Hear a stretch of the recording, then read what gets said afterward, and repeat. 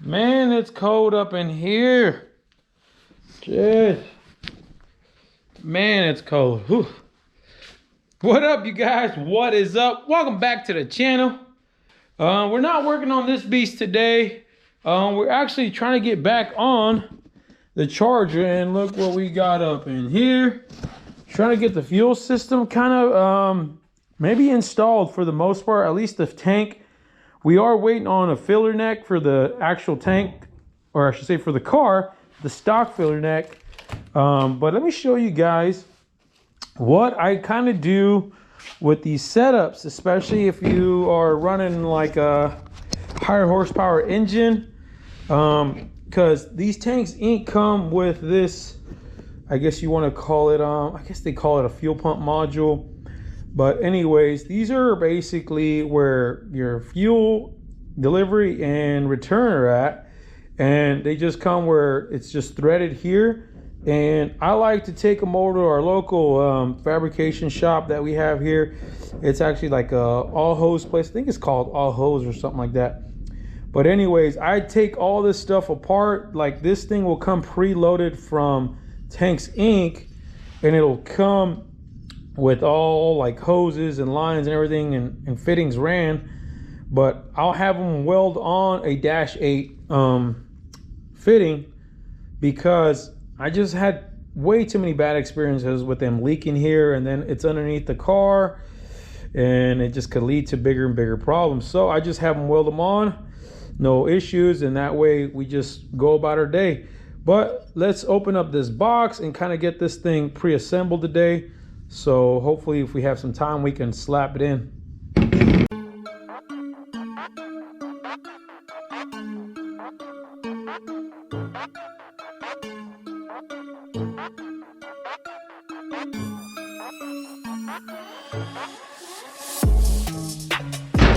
All right, you guys, I think we got everything kind of that we're gonna need to kind of prep this tank up. Now I will say this.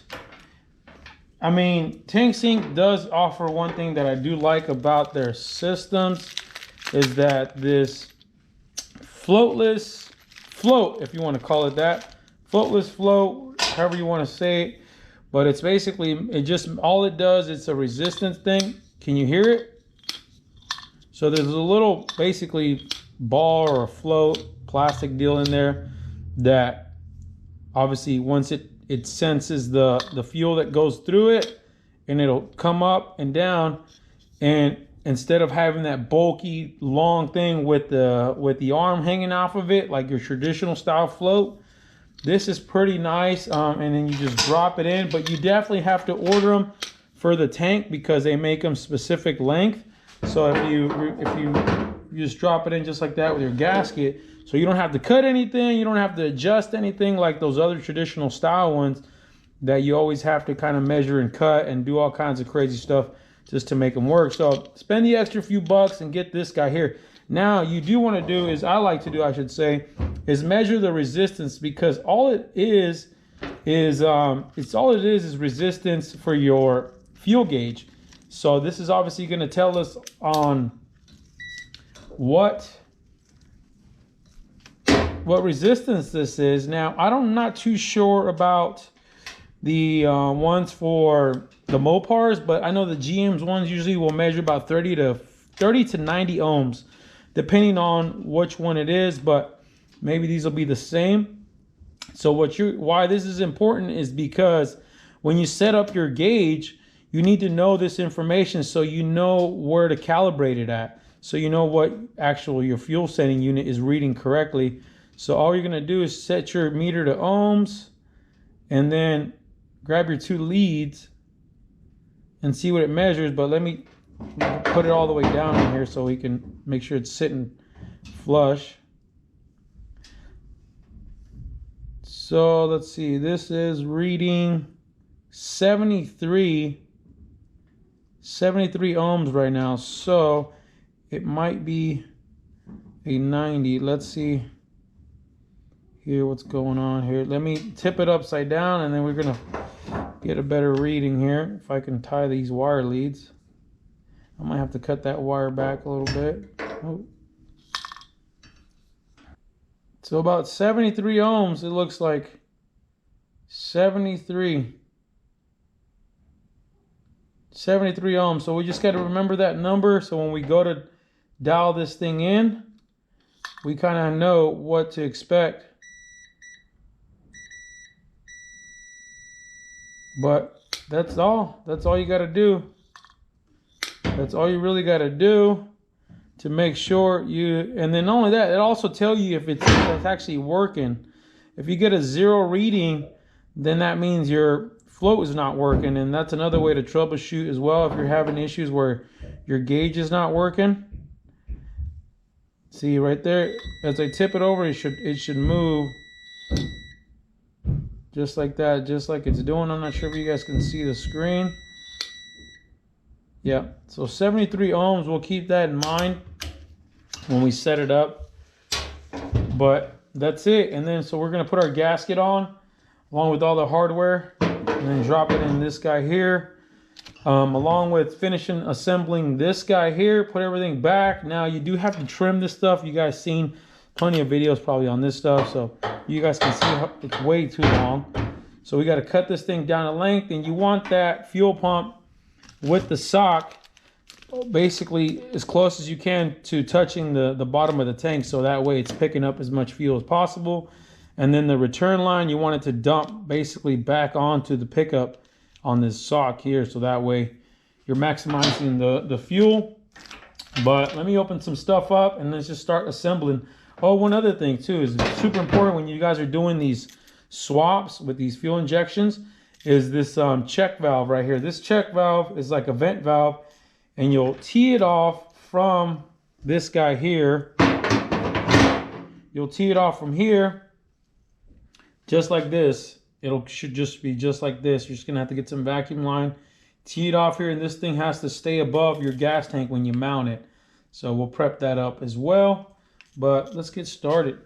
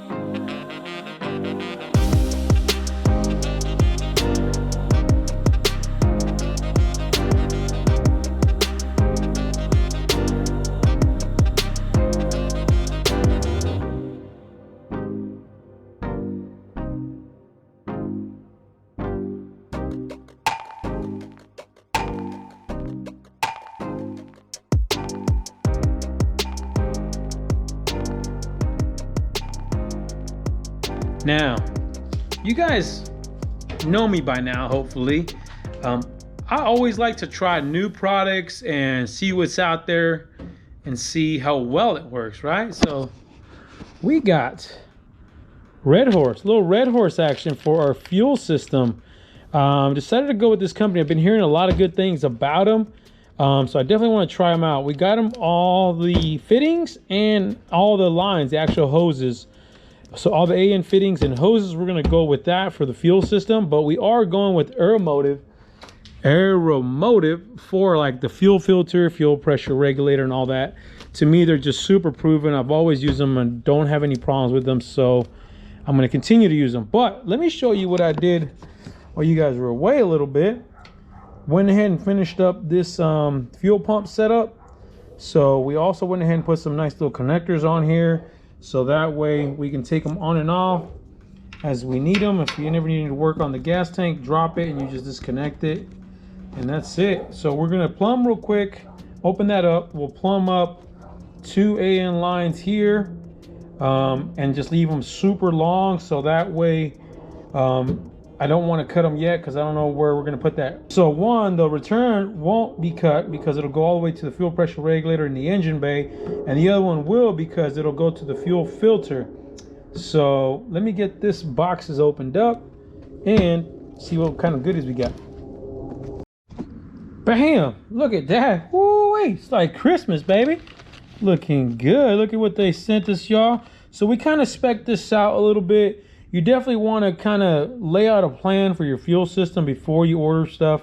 You're always going to have 1 or 2 extra. That's what I like to do. But we also got the Dash 8 hose from them as well. So just keep in mind, whenever you guys do fittings and hoses, always try to buy the fittings and the hoses from the same company, because they're meant to go with each other. So don't ever try to mix them up. But this is a Dash 8, and this is actually, their hose is actually rated for E85. So just in case you ever want to go E85, you can use this stuff here. Part number is 23508-20, and this is 20 feet each. So we got 40 feet here. And this is not PTFE, guys, like just keep that in mind, but it's still rated for E85. So, and it'll be a lot easier to plumb with these fittings. I also got their little vice grip holder for the fittings. So I like to always grab what they recommend. So I got that, some assembly lube. They sent us a little koozie, I should say. Some stickers, obviously. But let me go ahead and probably plumb at least 2 fittings on and get them prepped up. So on this Charger, it looks like the gas tank is actually, this part is facing towards the front of the car, just the way it sits. So this is the back of the car, and this is the front of the car. So it looks like, and now I'm going to end up running these lines off to the passenger side of the car. So here, I'm probably going to do a 90, or maybe even like a 45 degree or something like that. Maybe keep it straight here. So we got plenty of fittings for that. So let me plumb these up real quick. Let me open these up and get started.